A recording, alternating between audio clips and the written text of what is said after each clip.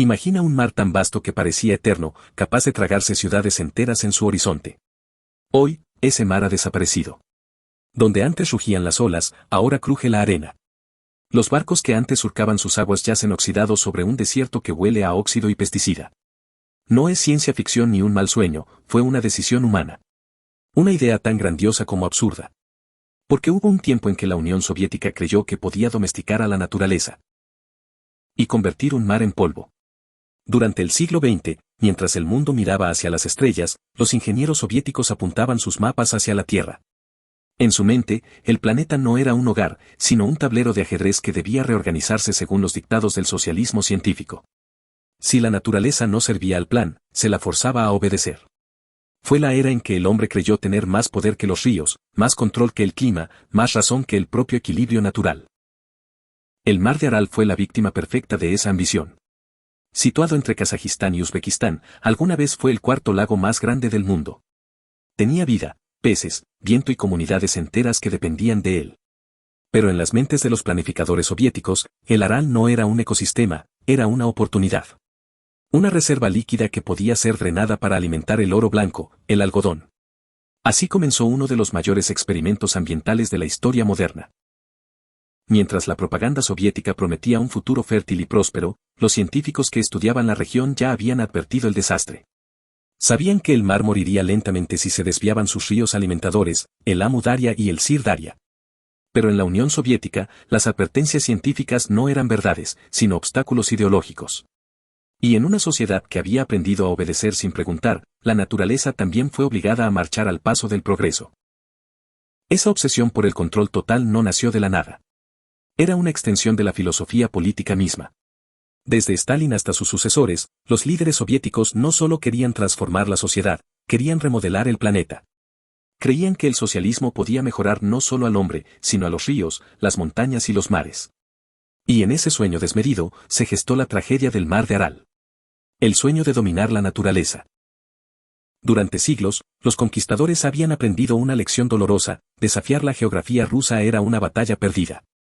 El invierno derrotó a Napoleón en 1812 y congeló la guerra relámpago de Hitler más de un siglo después. Pero los soviéticos, convencidos de que el comunismo podía doblegar hasta el clima, decidieron enfrentarse a su enemigo más antiguo, la propia naturaleza. El problema era simple, casi matemático.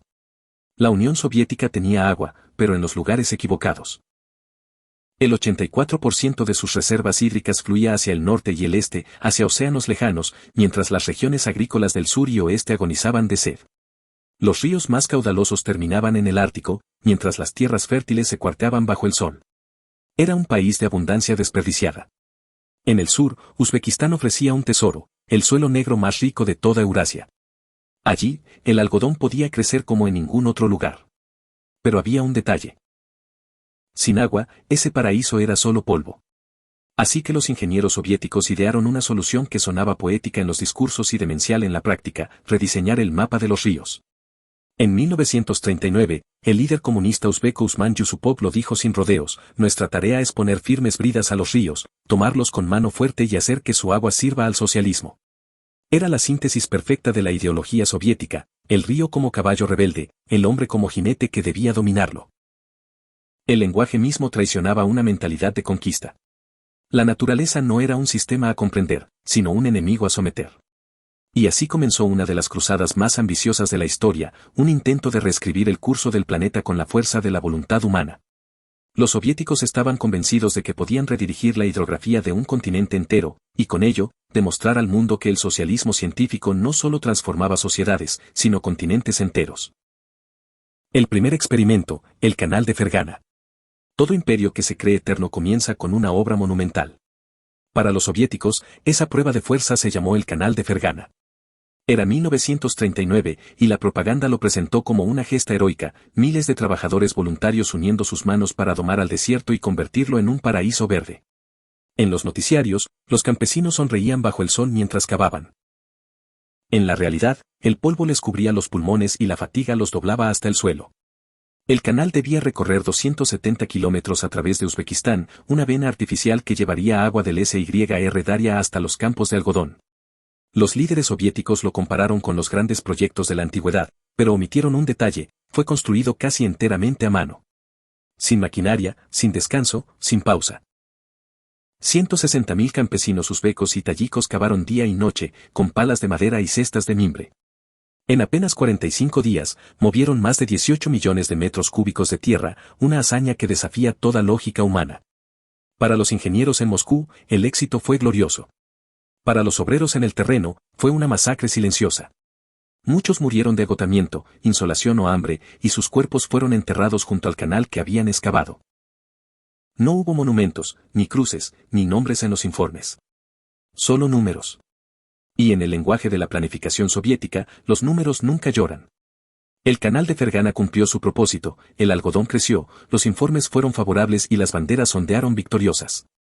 En los discursos, se hablaba de progreso, de victoria sobre la naturaleza, de la nueva era del socialismo hidráulico. Pero aquel éxito inicial solo alimentó una peligrosa certeza. Que la naturaleza podía ser obligada a cooperar. El triunfo técnico, aunque parcial, se convirtió en ideología.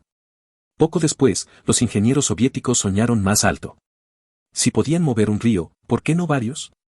Si podían irrigar Uzbekistán, ¿por qué no transformar toda Asia Central en una plantación interminable? Esa fe ciega en la omnipotencia humana se expandió como el propio canal, surcando la mente de los planificadores con la fuerza de un dogma. No importaban las advertencias ni las consecuencias. Lo importante era avanzar, construir, demostrar que la voluntad colectiva podía cambiar el curso de los ríos y del destino. El precio del progreso, canales construidos sobre huesos. El éxito del canal de Fergana fue como una chispa que encendió una maquinaria imparable. En Moscú, los informes hablaban de victorias contra el desierto, en los periódicos, los ingenieros eran retratados como héroes del progreso. Nadie mencionaba que, para cada kilómetro de canal, quedaban vidas enterradas bajo la tierra removida. Pero en el sistema soviético, el sufrimiento individual era un precio aceptable por el bienestar colectivo. Así comenzó la era de los megaproyectos. El canal Moscú-Volga, de 128 kilómetros, y el Mar Blanco-Báltico, de 227, se convirtieron en los emblemas del nuevo poder hidráulico soviético. A simple vista, eran obras colosales, capaces de unir regiones y acelerar el desarrollo industrial. Pero bajo su superficie corría un río más oscuro, el del trabajo forzado. Cientos de miles de prisioneros del Gulag, intelectuales, disidentes, campesinos acusados de sabotaje ideológico, fueron enviados a trabajar en condiciones inhumanas. Cavaban bajo temperaturas que podían congelar la piel en minutos. Dormían hacinados en barracones, mal alimentados, vigilados por fusiles. En el canal del Mar Blanco-Báltico, los supervivientes contaban que, cuando un preso moría, su cuerpo era arrojado a los terraplenes, convirtiéndose literalmente en parte de la estructura. El canal, decían, estaba construido sobre huesos. A pesar del horror, el régimen celebraba estas obras como monumentos al ingenio socialista. Stalin las consideraba símbolos del dominio humano sobre la naturaleza y del poder del Estado sobre el individuo. Los canales eran más que infraestructura. Eran una declaración ideológica. Representaban la capacidad del sistema para transformar el mundo, incluso si ese mundo se teñía de sangre y barro. El éxito a cualquier precio se convirtió en una doctrina. Los ingenieros aprendieron que los límites técnicos podían superarse con sacrificio, y los políticos comprendieron que el sufrimiento podía reescribirse como heroísmo. En ese caldo de fanatismo y obediencia, nació una nueva ambición, no solo domar los ríos, sino reinventar su curso. Un sueño tan monumental que haría temblar la propia geografía del planeta. Cuando el hombre quiso secar un mar. A comienzos de los años 50, el poder soviético alcanzaba su punto máximo, y con él, la megalomanía de su líder. Stalin, viejo y paranoico, creía que la URSS podía modelar la naturaleza con la misma frialdad con que había moldeado a su pueblo. Fue entonces cuando concibió una idea que rozaba la locura: secar el mar Caspio. Sí, el cuerpo de agua interior más grande del planeta, con más de 370.000 kilómetros cuadrados, debía desaparecer. En su visión, el fondo del Caspio sería un tesoro a cielo abierto. Debajo reposaban vastas reservas de petróleo y gas que, según sus asesores, podrían impulsar una nueva era de prosperidad soviética. El mar era, para él, un obstáculo líquido que debía ser eliminado. Stalin ordenó a sus ingenieros estudiar cómo desviar los grandes ríos, como el Volga, para impedir que el Caspio siguiera recibiendo agua. En la práctica, su plan habría convertido buena parte de Asia Central en un desierto salino del tamaño de Italia. Los científicos, aterrados, calcularon las consecuencias: el colapso de ecosistemas enteros, tormentas de polvo tóxico que cubrirían Eurasia, la extinción de especies y la desaparición de millones de medios de vida. Pero nadie se atrevía a contradecir a Stalin sin arriesgar la vida. La historia cuenta que solo un pequeño grupo de asesores, apelando a la imposibilidad técnica y al costo inimaginable, logró disuadirlo. Fue uno de los raros momentos de cordura en el corazón del delirio. Sin embargo, el sueño de redibujar los mapas no murió con él. Los ingenieros soviéticos, formados en la fe del control absoluto, siguieron creyendo que el agua era solo una variable más que podía manipularse. Años después, surgiría un proyecto aún más audaz, una empresa tan colosal que haría parecer al Canal de Panamá un simple canal de riego, invertir el curso de los ríos.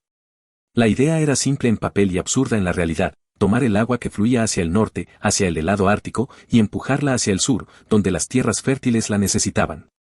Era la versión soviética de jugar a ser dioses, convencidos de que la ingeniería podía superar la lógica de la naturaleza.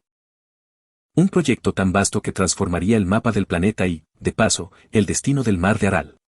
El delirio hidráulico, cuando la URSS quiso invertir los ríos.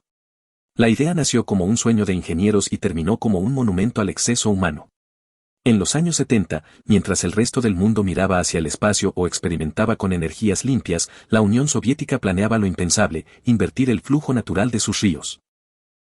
El proyecto fue presentado como la solución definitiva al problema del agua en Asia Central. Los soviéticos estaban convencidos de que podían cambiar el curso de la naturaleza, literalmente. El plan se dividía en dos ramas colosales. La europea, que pretendía redirigir los lagos y ríos del norte hacia el Volga para irrigar las regiones áridas del Caspio. Y la rama siberiana, la joya del delirio, que buscaba desviar parte del caudal de los ríos Obeirtis, gigantes de agua helada. Hacia el sur, para revivir las zonas sedientas de Kazajistán, Uzbekistán y Turkmenistán. En el centro de esta locura estaba el canal siberiano, Asia Central, una serpiente artificial de 2.200 kilómetros de largo y hasta 212 metros de ancho. Solo para bombear el agua a contracorriente, era necesario elevarla más de 110 metros sobre el nivel natural. Se requerirían miles de estaciones de bombeo, decenas de represas y un presupuesto que desafiaba toda lógica económica. En 1982, los cálculos oficiales hablaban de 53.000 millones de dólares, pero los expertos estimaban que el costo real habría superado los 700.000 millones actuales. Habría sido el megaproyecto más caro en la historia humana, más que cualquier guerra o programa espacial. Sin embargo, incluso en un régimen que no toleraba la disidencia, las voces de alarma comenzaron a escucharse. Ecologistas, hidrólogos y periodistas se atrevieron a denunciar la catástrofe que se avecinaba. Pérdidas masivas de agua por evaporación, alteraciones climáticas irreversibles y la ruina total de ecosistemas que habían tardado milenios en equilibrarse. Un grupo de científicos de la Academia de Ciencias advirtió que la naturaleza no negocia, se cobra con intereses. Por primera vez en décadas, el gobierno soviético se enfrentó a una resistencia que no venía del extranjero, sino de su propio cuerpo científico. Y en 1986, entre crisis económicas, crecientes dudas técnicas y la presión pública, el proyecto fue finalmente archivado. Pero el daño ya estaba hecho. Porque mientras el sueño siberiano se desmoronaba en los despachos de Moscú, el verdadero desastre, el que transformaría un mar en desierto, ya avanzaba silenciosamente, kilómetro a kilómetro, río a río. El mar que desapareció. Mientras los burócratas en Moscú soñaban con redibujar el mapa del planeta, el verdadero cataclismo ya estaba ocurriendo. A miles de kilómetros de allí, los ingenieros soviéticos habían comenzado a desviar los ríos Amu Daria y Sir Daria, las dos arterias que alimentaban al mar de Aral, para regar los interminables campos de algodón de Asia Central. En los mapas oficiales, la operación parecía elegante. Líneas azules que se bifurcaban hacia nuevos canales, una red perfecta de irrigación socialista. Pero sobre el terreno, esas líneas significaban la sentencia de muerte de un ecosistema entero. Los científicos soviéticos lo advirtieron desde el principio. Sabían que si el Aral dejaba de recibir agua, se encogería inexorablemente. Pero la advertencia sonó como una herejía ante el dogma del progreso. El sacrificio del Aral, decían los planificadores, será el precio del desarrollo agrícola. Un precio que pronto se cobraría en vidas humanas, en enfermedades y en desolación. En los años 60, las primeras señales fueron sutiles, el nivel del agua bajó unos centímetros, la salinidad aumentó, las redes pesqueras comenzaron a vaciarse. En los 70, el retroceso fue brutal. La costa se alejó 10 kilómetros, luego 20, luego 70. En 1995, lo que antes era una inmensidad azul se había fragmentado en charcas tóxicas y lagos moribundos. En apenas una generación, el cuarto lago más grande del mundo se convirtió en un páramo polvoriento, el desierto de Aral Kun. El desastre no solo se midió en kilómetros perdidos, sino en vidas truncadas. Las comunidades pesqueras, que durante siglos habían vivido del mar, vieron cómo su sustento se evaporaba junto con el agua. Los barcos quedaron varados sobre la arena, convertidos en esqueletos metálicos que hoy reposan a decenas de kilómetros de cualquier costa. El fondo del mar, ahora expuesto, no era un paisaje inofensivo, estaba impregnado de pesticidas, fertilizantes y metales pesados. Cuando el viento soplaba, levantaba nubes de polvo tóxico que se extendían cientos de kilómetros, envenenando aldeas enteras. Las consecuencias fueron tan crueles como previsibles. Las tasas de cáncer en la región aumentaron hasta 30 veces respecto al promedio nacional. Las enfermedades respiratorias y la anemia se volvieron endémicas. Los niños nacían con problemas neurológicos y el agua restante era tan salina que corroía hasta los metales. Los médicos locales hablaban de una pandemia invisible, una que no aparecía en los titulares, pero mataba lentamente a generaciones enteras. A finales de los 90, cuando las imágenes satelitales mostraron el mar reducido a una sombra, el mundo comprendió la magnitud del desastre. El mar de Aral se había convertido en el símbolo del fracaso humano frente a la naturaleza. Un monumento de arena al exceso de confianza y a la ceguera ideológica. La utopía del algodón había producido oro blanco y muerte gris. El desierto del hombre y la lección del Aral. Hoy, caminar por el lecho seco del mar de Aral es como recorrer un paisaje de otro planeta. El aire es denso, cargado de polvo salino que corta la garganta. Los cascos oxidados de los barcos emergen de la arena como esqueletos de un pasado imposible, testigos de un tiempo en que el horizonte era azul y el viento olía a agua. Los pueblos pesqueros, antaño prósperos, ahora están varados en medio de un desierto tóxico. Sus calles, cubiertas de polvo, parecen congeladas en una fotografía que nadie pidió conservar. Las consecuencias de aquel experimento no terminaron con el colapso de la Unión Soviética en 1991. De hecho, siguen desarrollándose como una herida abierta que no cicatriza. Cada año, las tormentas levantan unas 150.000 toneladas de sal y residuos químicos que viajan por el aire hasta Asia Central, Rusia e incluso China. Los cultivos cercanos mueren lentamente, los animales se enferman, y las comunidades humanas continúan atrapadas en una tragedia que comenzó con una idea brillante en un despacho lejano. Kazajistán, en un intento por revertir el desastre, construyó en 2005 la presa de Kocaral. Su propósito era sencillo y heroico, recuperar aunque fuera una parte del mar. Sorprendentemente, funcionó. La porción norte del Aral comenzó a llenarse de nuevo, la pesca regresó y con ella una chispa de esperanza. Pero el cuerpo principal, el gran Aral del sur, ya era irrecuperable. Demasiado tiempo, demasiada sal, demasiada arrogancia. Donde una vez hubo agua, ahora solo hay arena. Un desierto nuevo, bautizado con un nombre que parece un epitafio, Aral Kum, el desierto del Aral. El desastre del Aral no fue producto del azar, sino de una mentalidad. Una que veía al mundo natural como algo que debía someterse, y no comprenderse. Los soviéticos gastaron miles de millones, desviaron ríos, movieron montañas y sacrificaron vidas humanas, todo para forzar a la naturaleza a obedecer. Pero la naturaleza no obedece, reacciona. Y cuando lo hace con una fuerza que ningún sistema político puede controlar. La lección, aunque dolorosa, sigue vigente. Puedes desafiar a la naturaleza, puedes ignorar sus límites, puedes incluso reescribir sus mapas. Pero tarde o temprano, ella responde. Lo que los soviéticos quisieron conquistar se volvió su recordatorio más duradero, que no hay ideología, ni poder, ni ingeniería capaz de doblar las leyes del planeta. Solo queda la humildad de aceptarlas. Si esta historia sobre el medio ambiente te pareció tan impactante como necesaria, dale like y suscríbete para descubrir más relatos donde la ambición humana se cruza con los límites de la Tierra. ¿Crees que el proyecto de inversión de ríos habría sido una hazaña o una catástrofe aún mayor? Déjalo en los comentarios. No olvides que tu feedback es esencial para nosotros, porque nos permitirá realizar las mejoras necesarias. Gracias por quedarte hasta el final.